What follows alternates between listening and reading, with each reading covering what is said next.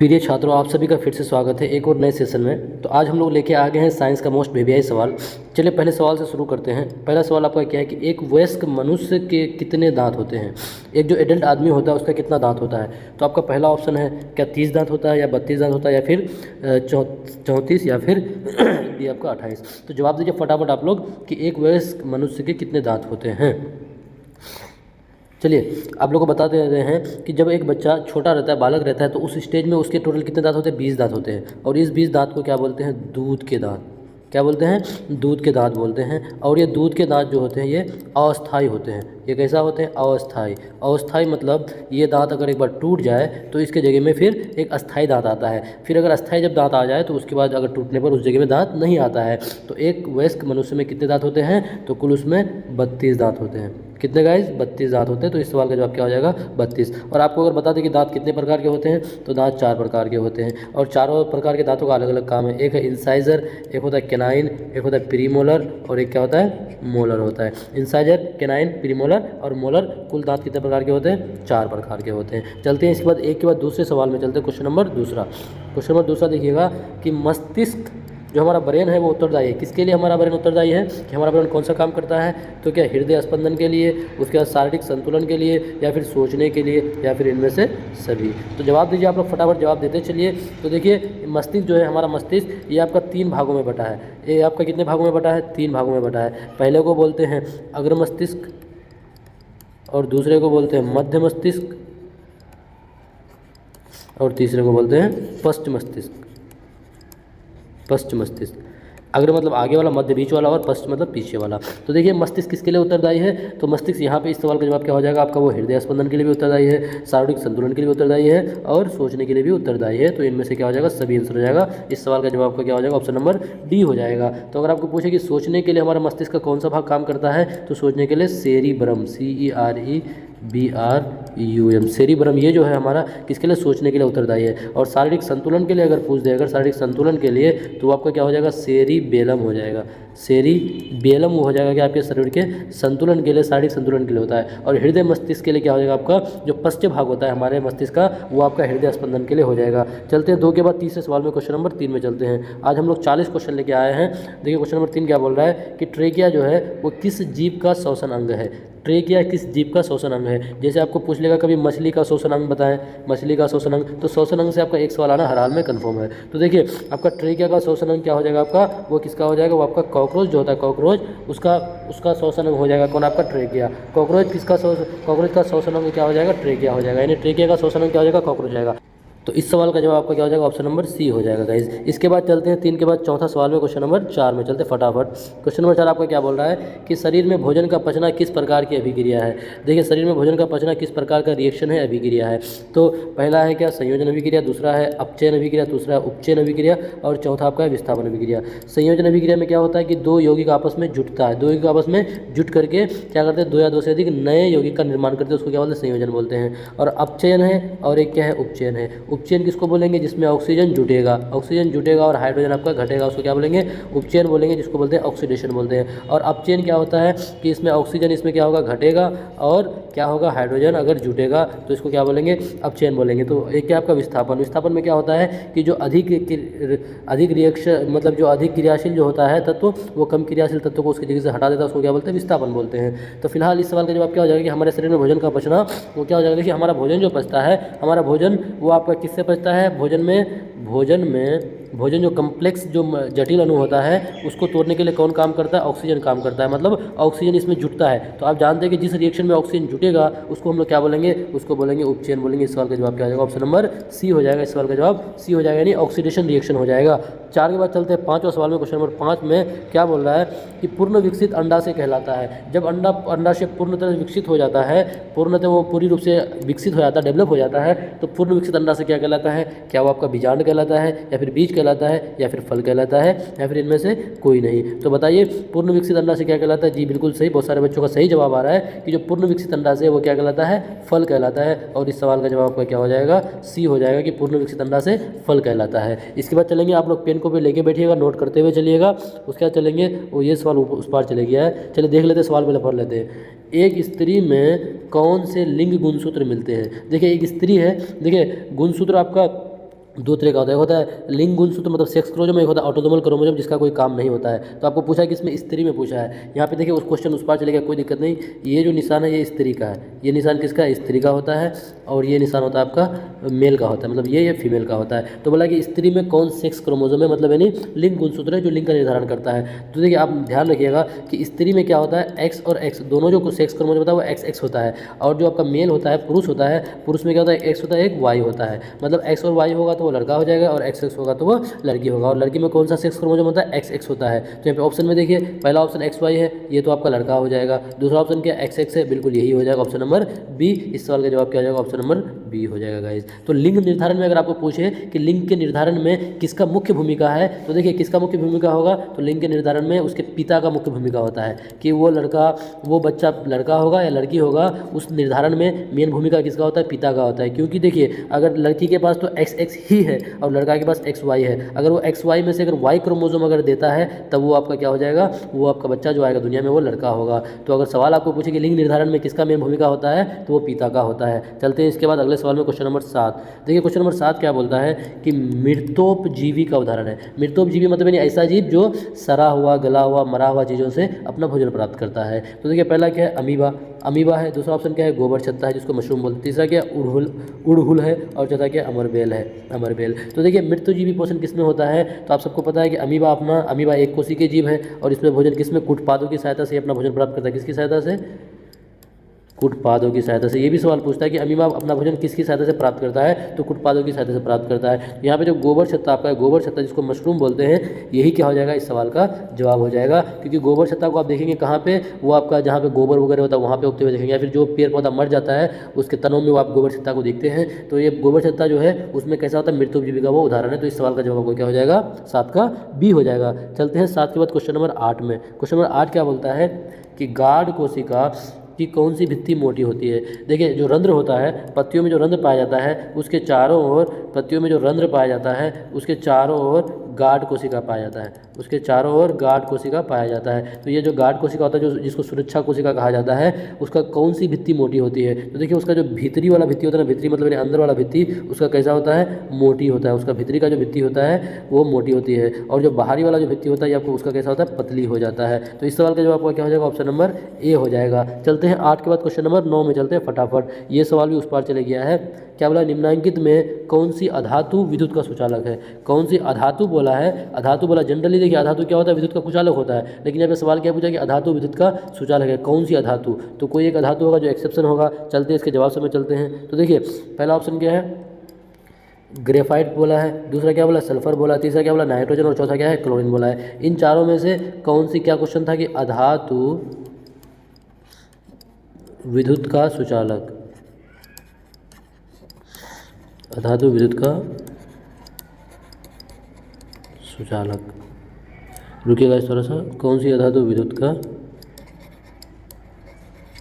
सुचालक। तो देखिए आप जवाब दीजिए इन चारों ऑप्शनों में से। तो आप जानते हैं कि ये जो ग्रेफाइट है, ये ग्रेफाइट ये अधातु है। ग्रेफाइट क्या है, अधातु है जिसका इस्तेमाल पेंसिलों के अंदर किया जाता है। पेंसिल में ग्रेफाइट जो है ये अधातु है। ये किसका अपर रूप है, ये आपका कार्बन का अपर रूप है। किसका, कार्बन का अपर रूप है। एलोट्रोप्स ऑफ कार्बन है, ये कार्बन का अपर रूप है। कौन, आपका ग्रेफाइट। ये आपका ग्रेफाइट हो गया, हीरा हो गया, C60 हो गया, ये सब आपका कार्बन का अपर रूप है। और ये आपका क्या होता है, यही आपका ये अधातु है, लेकिन ये आपका क्या है, सुचालक है। तो इस सवाल का जवाब आपको क्या हो जाएगा, ऑप्शन नंबर ए हो जाएगा। चलते हैं इस सवाल के बाद अगले सवाल में, क्वेश्चन नंबर 10 में। देखिए बहुत आसान सवाल है कि बैटरी का अम्ल है। बैटरी का अम्ल किसे कहते हैं। देखिए जिसको बैटरी का अम्ल कहा जाता है ना, वही आपका अम्लों का राजा भी होता है। तो बहुत सबको पता है कि अम्ल का राजा किसको बोलते हैं, अम्ल का राजा सांद्र H2SO4 यानी सल्फ्यूरिक अम्ल को क्या बोला था, अम्लों का राजा या फिर बैटरी का अम्ल को कहा जाता है। हम लोग पिछले वीडियो में ये सब चीज़ें बता चुके हैं आप लोगों को। देखिए यहाँ पे सांद्र HCl हाइड्रोक्लोरिक अम्ल, सांद्र नाइट्रिक अम्ल, इन्हीं दोनों का मिश्रण क्या बनता है, आपका अम्लराज बनता है। इन दोनों का मिश्रण क्या बनता है, आपका अम्लराज बनता है, जिसको एक्वारेजिया बोलते हैं। वो किस अनुपात में, 3:1 के रेशियो में बनता है। ठीक है, चलते हैं अगले सवाल में। 10 के बाद 11वां सवाल में चलते हैं। 11वां सवाल क्या है आपका, देखिए सूत्र से पूछा है, रासायनिक सूत्र से सवाल पूछा है। रासायनिक सूत्र से क्या बोला कि काली चूना का रासायनिक सूत्र क्या हो जाएगा। तो देखिए काली चूना ये आपका क्या हो गया, CaOH, ये आपका बुझा हुआ चूना हो जाएगा। उसके बाद आपका ये आपका हो जाएगा कैसा, CaCO3 संगमरमर हो जाएगा ये आपका। और ये आपका क्या, CaO मतलब काली चूना है। और काली चूना का सूत्र क्या बोला है, वही तो पूछा था कि काली चूना का सूत्र क्या हो जाएगा। तो काली चूना का सूत्र आपका CaO हो जाएगा, कैल्शियम ऑक्साइड हो जाता है, कैल्शियम ऑक्साइड हो जाता है। यही जल के साथ मिल करके ये बुझा हुआ चूना बनाता है। काली चूना ये क्या करता है, जल के साथ रिएक्शन करने करने के बाद आपका क्या बनाता है, बुझा हुआ चूना बनाता है। बुझा हुआ चूना कैसा होता है, फिर वो आपका बुझा हुआ चूना वो दूधिया रंग का हो जाता है आगे चल करके। तो आपका क्या हो जाएगा, इस सवाल का जवाब 11 का सी हो जाएगा। उसके बाद चलेंगे 12वां सवाल में। 12वां सवाल क्या बोला है कि आयोडीन युक्त नमक। तो देखिए डॉक्टर आपको हमेशा एडवाइस देता है कि किस प्रकार का नमक खाएं, आयोडीन नमक खाएं, क्योंकि आयोडीन नमक अगर नहीं खाइएगा तो आपको कौन सा बीमारी हो जाएगा, अगर आयोडीन नमक नहीं खाइएगा तो आपको कौन सा बीमारी हो जाएगा, घेंगा नामक रोग हो जाएगा। क्यों होगा, क्योंकि अगर आप आयोडीन नमक नहीं खाइएगा तो आपका जो यहाँ पे गले में जो थायराइड हार्मोन है, आपके गले में थायराइड हार्मोन है, उससे कौन सा थायराइड जो ग्लैंड है, सॉरी थायराइड जो ग्लैंड है, थायराइड ग्लैंड, इससे कौन सा हार्मोन स्रावित होता है, तो इससे आपका थायरोक्सिन नामक हार्मोन स्रावित होता है। किससे, आपका थायराइड ग्लैंड से थायरोक्सिन नामक हार्मोन। अगर आप आयोडीन नमक नहीं खाइएगा तो आपका थायराइड ग्लैंड से थायरोक्सिन हार्मोन स्रावित नहीं होगा। अगर थायरोक्सिन हार्मोन स्रावित नहीं होगा तो आपको कौन सा रोग हो जाएगा, आपको घेंगा रोग हो जाएगा। क्या हो जाएगा गाइस, घेंगा रोग। तो देखिए क्या बोला है कि आयोडीन युक्त नमक कौन सा है, तो आपका ऑप्शन नंबर है देखिए NaCl और पोटेशियम आयोडाइड। यहाँ ऑप्शन नंबर सी आगे भी हो गया AN भी दोनों। ऑप्शन नंबर बी क्या है आपका सोडियम क्लोराइड और पोटेशियम आयोडाइड, ठीक है, KiO3। तो देखिए यहाँ पे आपका क्या हो जाएगा, आयोडीन युक्त नमक आपका दोनों हो जाएगा। ऑप्शन नंबर सी हो जाएगा, मतलब A और B दोनों हो जाएगा इस सवाल का जवाब। ठीक है, चलते हैं इसके बाद 12 के बाद 13वां सवाल में चलते हैं। क्वेश्चन नंबर 13 में बोला कि प्लास्टर ऑफ पेरिस का रासायनिक नाम बताइए। प्लास्टर ऑफ पेरिस का रासायनिक नाम, देखिए प्लास्टर ऑफ पेरिस आप जानते हैं, प्लास्टर ऑफ पेरिस का पहले आप सूत्र लिख लीजिए, आप रासायनिक नाम आसानी से उसका बता दीजिएगा। अगर आप उसका सूत्र लिख लीजिएगा, उसका सूत्र क्या होता है, CaSO4.12H2O। ये आपका क्या हो जाता है, प्लास्टर ऑफ पेरिस का हो जाता है। ठीक है, यहीं पे आपका क्या होता है, एक होता है जिप्सम, होता है जिप्सम का सेम टू सेम होता है, बस थोड़ा सा अलग, CaSO4.2H2O। ये आपका हो जाता है क्या, जिप्सम का, GYPSUM, ये आपका हो गया जिप्सम का। ठीक है, तो आपको बोला था कि प्लास्टर ऑफ पेरिस का रासायनिक सूत्र बताइए। तो क्या प्लास्टर ऑफ पेरिस, देखिए क्या है आपका CaSO4.12H2, CaSO4.12H2। तो CaSO4 आपका क्या हो जाएगा, कैल्शियम सल्फेट हो जाएगा। तो देखिए कैल्शियम सल्फेट यहाँ पे सिर्फ है, लेकिन आगे का लिखा हुआ नहीं है। दूसरा कैल्शियम सल्फेट मोनोहाइड्रेट, तो मोनोहाइड्रेट नहीं है, वहाँ पे 1/2 मतलब आधा है। कैल्शियम क्लोराइड, तो ये तो होगा नहीं, कैल्शियम क्लोराइड है नहीं। कैल्शियम सल्फेट अर्धहाइड्रेट, कैल्शियम सल्फेट अर्धहाइड्रेट, अर्ध माने आधा, अर्धहाइड्रेट। तो यही सवाल का जवाब हो जाएगा, ऑप्शन नंबर डी हो जाएगा कि आपका प्लास्टर ऑफ पेरिस का रासायनिक नाम क्या हो जाएगा, कैल्शियम सल्फेट अर्धहाइड्रेट। इसके बाद चलते हैं आपका 13 के बाद 14वां सवाल में। 14वां सवाल में क्या है कि लौंग जो तेल होता है वो किस प्रकार का सूचक है। जो लौंग का तेल होता है वो किस प्रकार का सूचक है, क्या वो प्राकृतिक सूचक है या फिर संश्लेषित सूचक है या फिर गंधीय या फिर इनमें से कोई नहीं। तो देखिए लौंग का जो तेल होता है वो आपका कैसा होता है, वो प्राकृतिक सूचक होता है। कैसा होता है, नेचुरली होता है, वो आपका प्राकृतिक सूचक होता है। इस सवाल का जवाब आपका ऑप्शन नंबर ए हो जाएगा। चलते हैं 14 के बाद 15वां सवाल में, क्वेश्चन नंबर 15 में चलते हैं। 15 में चलेंगे, यहाँ पे क्या है कि घरेलू जो गैस है, घरेलू गैस LPG जो होता है, लिक्विफाइड पेट्रोलियम गैस, आपका यहाँ से फुल फॉर्म भी पूछ सकता है, क्या हो जाएगा, LIQUIFIED, लिक्विफाइड पेट्रोलियम गैस। जो आपका LPG जो गैस है, ये LPG वो उसका प्रमुख अवयव कौन है, तो LPG का प्रमुख अवयव आपका कौन हो जाता है, आपका ब्यूटेन और प्रोपेन हो जाता है। LPG का प्रमुख अवयव कौन कौन हो जाता है, ब्यूटेन और प्रोपेन हो जाता है। तो इस सवाल का जवाब आपका सी और डी हो जाएगा। चलते हैं 15 के बाद 16वां सवाल में चलते हैं, क्वेश्चन नंबर 16 में चलते हैं। 16 आपका क्या बोल रहा है कि जो C60 है, C60 फ्लोरीन, C60 जो फ्लोरीन है, यह आपका कार्बन का अपरूप है कि आकृति निम्नलिखित में किसके जैसी होती है। जो आपका C60 जो फ्लोरीन होता है, इसका आकृति पूछा है कि इसका आकृति कैसा होगा। तो देखिए इसका आकृति ना इस तरह का होता है, इसका आकृति गोल होता है। इसमें जो प्रत्येक जो कार्बन होता है ना, कितना 60 को कार्बन है और प्रत्येक कार्बन एक दूसरे से कितने बॉन्ड के साथ, 3 बॉन्ड के साथ, कितने बॉन्ड के साथ, 3 बॉन्ड के साथ एक दूसरे से बंधा हुआ रहता है। ये भी पूछ सकता है कि C60 जो फ्लोरीन है उसमें जो कार्बन है, एक कार्बन दूसरे कार्बन के बीच में वो कितने कितने बॉन्ड के साथ ये रहता है, मतलब प्रत्येक कार्बन कितना, तो 3 बॉन्ड के साथ एक दूसरे से जुड़ा रहता है। तो आपको क्या हो जाएगा, C60 फ्लोरीन का क्या हो जाएगा, आपका किस तरह का वो आकृति हो जाएगा।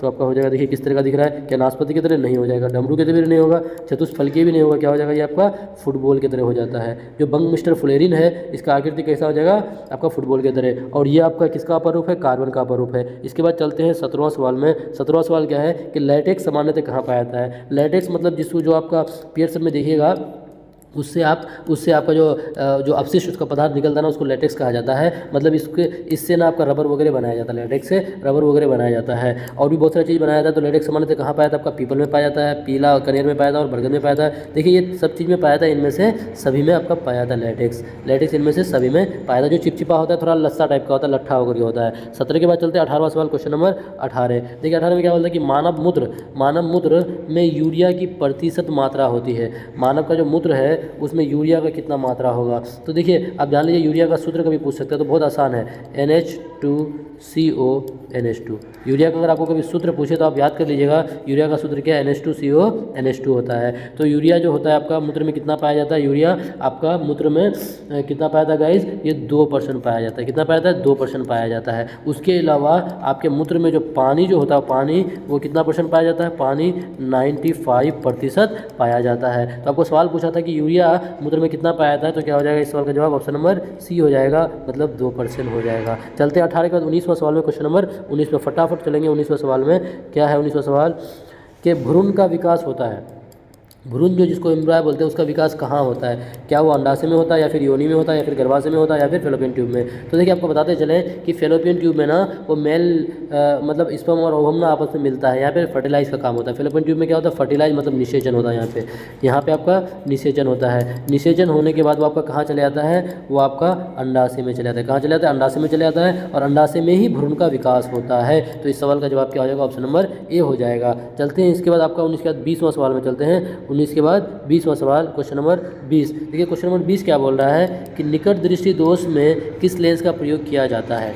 देखिए इसमें बच्चा बहुत कंफ्यूज करता है कि निकट दृष्टि दोष, दूर दृष्टि दोष। देखिए जिसको अगर निकट दृष्टि दोष होगा ना, तो उसको निकट का वस्तु दिखेगा, मतलब उसको दूर का वस्तु नहीं दिखेगा। निकट का दिखेगा और उसको दूर का नहीं दिखेगा, दूर का चीज़ उसको नहीं दिखेगा। और देखिए निकट दृष्टि दोष में किस लेंस का इस्तेमाल किया जाता है, तो उसमें इस्तेमाल किया जाता है किसका, अवतल लेंस का इस्तेमाल किया जाता है। किसका गाइस, अवतल लेंस का। तो याद रखिएगा कि निकट दृष्टि दोष में किसका, अवतल लेंस का, और दूर दृष्टि दोष में किसका, तो उत्तल लेंस का। दूर दृष्टि दोष में उत्तल लेंस का और निकट दृष्टि दोष में अवतल लेंस का। इस सवाल का जवाब आपका क्या हो जाएगा, ऑप्शन नंबर ए हो जाएगा। फटाफट आप रिवाइज करते चले, जितना ज़्यादा आप रिवाइज कीजिएगा उतना आपके लिए भी फायदेमंद साबित होगा। चलेंगे 21वां सवाल कि लेंस की क्षमता का मात्रक क्या होता है। लेंस की क्षमता का ऐसा मात्रक बताइए फटाफट आप लोग। देखिए जूल जो है, ये जूल का ऐसा मात्रक क्या हो जाता है आपका, जूल का ऐसा मात्रक, जूल किसका, आपका कार्य और ऊर्जा का ऐसा मात्रक है, कार्य और ऊर्जा का, कार्य और ऊर्जा का ऐसे मात्रक आपका क्या है गाइस, जूल है। उसे जो अर्ग जो है, अर्ग ये भी आपका कार्य और ऊर्जा का ही मात्रक है। किसका है, कार्य और ऊर्जा का।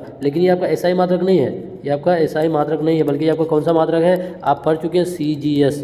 कौन सा मात्रक, CGS, MKS, ये प्रणाली पढ़े थे। तो CGS में ना अर्ग का इस्तेमाल किया जाता था, किसका, कार्य और ऊर्जा का मात्रक के रूप में। और वाट आपका किसका मात्रक है, वाट वो शक्ति का ऐसा मात्रक है आपका, वाट है। शक्ति का ऐसा मात्रक आपका क्या है गाइस, वाट है। चलेंगे इसके बाद, तो इस सवाल का जवाब आपका क्या हो जाएगा कि लेंस की क्षमता का ऐसा मात्रक क्या हो जाएगा, वो आपका हो जाएगा डायफ्टर हो जाएगा। लेंस की क्षमता का मात्रक क्या होता है, डायफ्टर। इस सवाल का जवाब आपका ऑप्शन नंबर बी हो जाएगा। चलते 21 के बाद 22वां सवाल, क्वेश्चन नंबर 22। देखिए क्वेश्चन नंबर 22 का 1 किलोवाट घंटा बराबर होता है। फटाफट जवाब दीजिए क्वेश्चन नंबर 22 का आंसर कि 1 किलोवाट घंटा क्या होता है। तो देखिए जो आपका किलोवाट जो घंटा है, KWH, ये आपका मात्रक है। किसका मात्रक है, ये आपका मात्रक किसका है, शक्ति का मात्रक है। शक्ति का कौन सा मात्रक, तो ये व्यावसायिक मात्रक है। शक्ति का व्यावसायिक मात्रक आपका क्या है, KWH।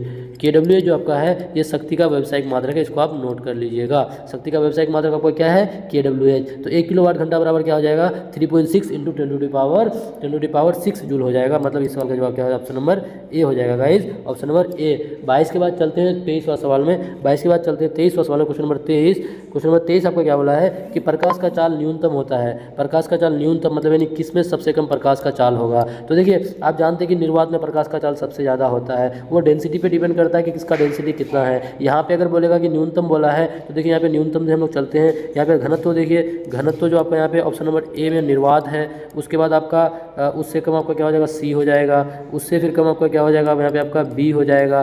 फिर उससे भी ज़्यादा घनत्व आपका किसका हो जाएगा, कांच का हो जाएगा। देखिए सबसे ज़्यादा घनत्व यहाँ पे किसका हो जाएगा आपका, सबसे कम घनत्व निर्वात का। उससे थोड़ा ज़्यादा घनत्व आपका क्या हो जाएगा, आपका वायु का हो जाएगा। उससे ज़्यादा घनत्व आपका हो जाएगा आपका ऑप्शन नंबर बी जल का। और उससे ज़्यादा आपका घनत्व क्या हो जाएगा, ऑप्शन नंबर डी का हो जाएगा। तो देखिए जिसका घनत्व कम होता है उसमें प्रकाश का चाल जो होता है ज़्यादा होता है, जिसका घनत्व कम होगा उसमें प्रकाश का चाल जिसका घनत्व ज़्यादा होगा उसमें प्रकाश का चाल क्या हो जाएगा, कम होगा। तो यहाँ पे आपका क्या हो जाएगा, कांच जो है, कांच इसका घनत्व ज़्यादा होगा, इसका घनत्व ज़्यादा होगा, इस वजह से इसमें प्रकाश की चाल क्या होगा, कम होगा। चलते हैं 23 के बाद चौथा सवाल, 23 के बाद चौथा में चलते हैं।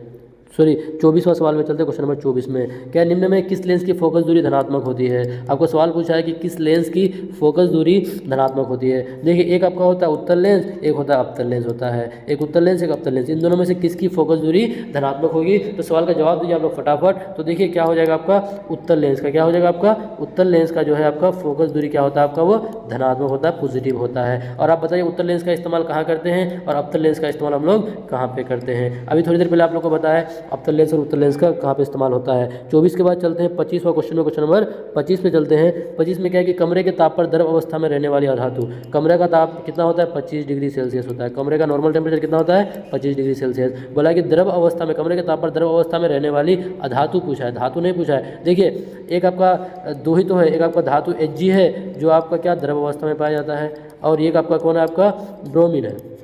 ब्रोमीन ये भी आपका द्रव अवस्था में पाया जाता है। ब्रोमीन आपका अधातु है और आपका जो Hg है मतलब पारा मरकरी ये आपका क्या है धातु है। तो आपको अधातु पूछा था तो अधातु क्या हो जाएगा आपका ब्रोमीन हो जाएगा। ब्रोमीन जो है आपका वो कमरे के ताप पर किस अवस्था में पाया जाता है द्रव अवस्था में पाया जाता है। इसका एटॉमिक नंबर क्या होता है 35 हो जाता है।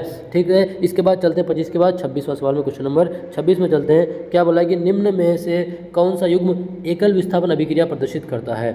कौन सा युग्म इन चारों ऑप्शनों में से कौन सा युग्म एकल विस्थापन अभिक्रिया प्रदर्शित करता है। तो इसके लिए आप थोड़ा सा ध्यान रखिएगा सक्रियता श्रेणी, कौन सा श्रेणी सक्रियता श्रेणी। और आप जानते हैं कि कोई भी तत्व दूसरे तत्व को तभी हटा पाएगा जब वो उससे ज़्यादा क्रियाशील होगा। तो पहला ऑप्शन में देखिए, पहला ऑप्शन में क्या आपका Mg है और क्या उसके साथ है Cu है। Mg और Cu यानी मतलब मैग्नीशियम है और कॉपर है। तो इन दोनों में अगर आप देखिएगा मैग्नीशियम और कॉपर में देखिएगा तो आपका क्या होता है कि मैग्नीशियम जो है वो कॉपर से ज़्यादा क्रियाशील है, मैग्नीशियम कॉपर से ज़्यादा क्रियाशील है। तो ये कॉपर तो इसको हटाएगा नहीं, तो इसलिए इस सवाल का जवाब होगा नहीं, ये होगा नहीं। उससे दूसरा देखिए Na और Cl, NaCl है और Cu है। तो आप जानते हैं कि सक्रियता श्रेणी में Na जो है सोडियम वो सबसे ज़्यादा सक्रिय है, सोडियम पोटेशियम। तो आपका सोडियम और पोटेशियम जब सबसे ज़्यादा सक्रिय है तो उसको तो कॉपर हटा पाएगा नहीं क्योंकि कॉपर कम इसके तुलना में कम क्रियाशील है। उसके बाद ऑप्शन नंबर सी में देखिए, यहाँ पे जो आपका Ag है सिल्वर और आपका Cu है, Ag और आपका क्या है Cu है। इन दोनों में अगर आप देखिएगा तो आपका Cu जो है Cu यहाँ पे अधिक क्रियाशील है, Cu अधिक क्रियाशील है किससे Ag से। उसके बाद आप Fe और Ag में देखिएगा तो आपका Fe जो है ये अधिक क्रियाशील है किससे Ag से। तो आप बताइए यहाँ पे एकल विस्थापन किसका होगा, मतलब जो तत्व ज़्यादा क्रियाशील होगा। तो देखिए यहाँ पे ऑप्शन नंबर आप बी में यहाँ पे देखिएगा, यहाँ पे बी में देखिएगा तो कॉपर जो है वो आपका Ag से मतलब सिल्वर से ज़्यादा क्रियाशील है। इसका मतलब कॉपर क्या करेगा सिल्वर को उसके जगह से हटा देगा तो वहाँ पर क्या बन जाएगा CuNO3 प्लस Ag बन जाएगा। और यही इस सवाल का जवाब हो जाएगा। इस सवाल का जवाब क्या होगा ऑप्शन नंबर बी हो जाएगा। चलते हैं 26 के बाद 27वां सवाल में, क्वेश्चन नंबर 27 में चलते हैं। देखिए 27वां सवाल बहुत आसान है कि आवर्त सारणी में आवर्तों की संख्या होती है। देखिए आधुनिक आवर्त सारणी जो है ये आपका कौन मोस्ले चाचा ने दिया, किसने दिया मोस्ले चाचा ने। इसमें टोटल अगर आप पीरियड मतलब पीरियड यानी जिसको आवर्त बोलते हैं और जी मतलब ग्रुप जिसको समूह बोलते हैं। अगर आवर्त की बात बोले तो आवर्त कितना आधुनिक आवर्त सारणी में 7 गो आवर्त है और ग्रुप कितना है 18 गो ग्रुप है। ठीक है, देखिए इससे पहले देखिए अभी का जो आधुनिक आवर्त सारणी है वो किसके आधार पर है, तो वो परमाणु संख्या, किसके परमाणु संख्या के आधार पर उसको सजाया गया है। तो इस सवाल का जवाब क्या हो जाएगा कि आधुनिक आवर्त सारणी में आवर्तों की संख्या पूछा था तो आवर्तों की संख्या क्या हो जाएगा 7 हो जाएगा। अगर वहीं पे पूछता अगर वर्ग की संख्या पूछ देता, समूह की संख्या पूछ देता तो समूह की संख्या कितना हो जाता 18 हो जाता। चलते हैं इसके बाद अगला सवाल में, क्वेश्चन नंबर 28 में। क्वेश्चन नंबर 28 में क्या बोला है कि जो पेंटेन जो है पेंटेन C5H12 के कितने संरचना समावि संभव है, पेंटेन का कितना आइसोमर है। तो आप ना पहले बना लीजिए ना स्ट्रक्चर, इस सब सवाल में आपको कंफ्यूज नहीं करना है। इसका आप अगर इसका बेसिक समझ लीजिएगा तो आप आसानी से एग्जाम में इसको बना लीजिएगा। देखिए pentane C 1 carbon 2 carbon 3 carbon 4 carbon और 5 कार्बन। देखिए 5 कार्बन दिया है ना, तो पेंटेन ये नहीं बोला तो इसका मतलब सिंगल बॉन्ड होगा। देखिए पहला स्ट्रक्चर तो ऐसा ही बन जाएगा, पहला स्ट्रक्चर आप इसका ऐसे बन जाएगा। आप शायद पढ़े होंगे वहाँ पे CH3 CH2 उस तरह करके, तो देखिए वो भी है लेकिन आप क्या कीजिए ना हाइड्रोजन तो उसके साथ रहेगा ही। देखिए इस कार्बन में एक बॉन्ड मिला तो इस कार्बन को और कितना बॉन्ड चाहिए, और 3 चाहिए, तो इसका मतलब इसके साथ CH3 हो जाएगा। इस कार्बन को 2 बॉन्ड हो गया है और 2 चाहिए, यहाँ पे CH2 हो जाएगा। इसलिए यहाँ से हाइड्रोजन हटा दिया ताकि आपको आसानी से समझ में आए। ठीक है, तो देखिए एक तो आपका ये हो गया, इसका क्या नाम होता है, इसका नाम हो जाता है N पेंटेन हो जाता है। इसको क्या बोलते हैं N पेंटेन बोलते हैं इसको, N पेंटेन। उसके बाद आप एक इस तरह भी बना सकते हैं, 1 कार्बन 2 कार्बन 3 कार्बन, हाँ उसके बाद एक कार्बन आप यहाँ पे ले 4, एक कार्बन आप यहाँ पे बना दीजिए। ठीक है, एक आपका इस तरह भी बनेगा, एक आपका आइसोमर इस तरह का भी बनेगा। और इस आइसोमर का क्या नाम है,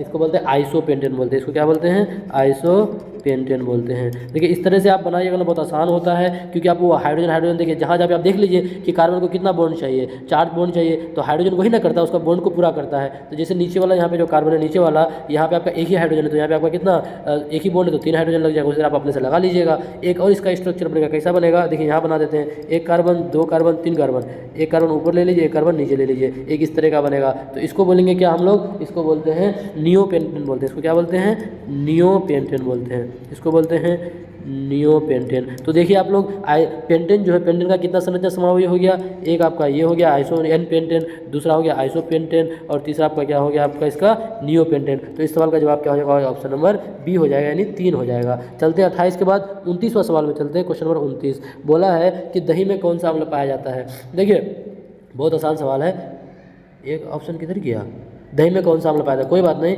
देखिए दही में आपका कौन सा अम्ल पाया जाता है, तो आपको पता है कि दूध जो दही में बदलता है ये आपका कैसा रासायनिक परिवर्तन है, और किसके कारण बनता है, वो लैक्टोबैसिलस,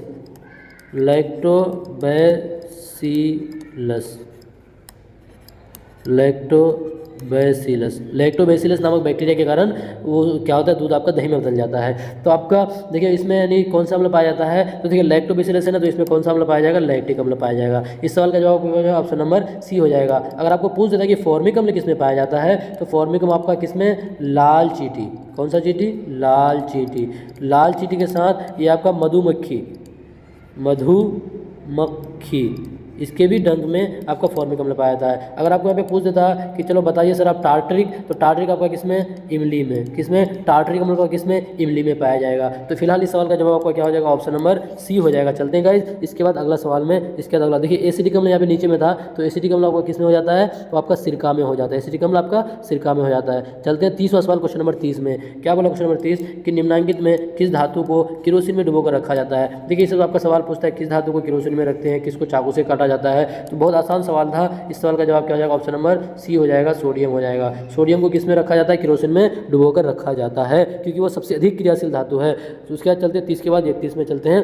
क्वेश्चन नंबर 31 में चलते हैं। क्वेश्चन नंबर 31 क्या है कि Al4C3 जो आपका है यहाँ पे Al4C3, रुकिए आपको यहाँ पे लिख के दिखा रहे हैं, Al4C3 इसका नाम क्या हो जाएगा, एल्युमिनियम कार्बाइड हो जाएगा। इसका नाम क्या हो जाता है गाइस, इसका नाम हो जाएगा एल्युमिनियम कार्बाइड हो जाएगा। इसको क्या बोला है कि जल के साथ अपघटन, मतलब इसमें आप क्या कीजिए ना, इसमें आप जल मिला दीजिए, तो इसमें जब आप जल मिलाइएगा तो आपका क्या निकल के आ जाएगा, CH4 मतलब मेथेन निकल के आ जाएगा, और AlOH का होल 3 मतलब एल्युमिनियम हाइड्रोक्साइड आ जाएगा, AlOH का होल 3 ये निकल के आ जाएगा। तो क्या बोला था कि Al4CH3 के जल अपघटन से निम्नांकित में कौन सा बनता है, तो क्या बनता है आपका, देखिए क्या बना आपका यहाँ पे CH4 किसको बोलते हैं, मीथेन को बोलते हैं। मीथेन का ऑप्शन है यहाँ पे, पहला ही ऑप्शन में है। देखिए नंबरिंग में आगे पीछे हो गया, उसको आप लोग थोड़ा देख लीजिएगा, एडजस्ट कर लीजिएगा।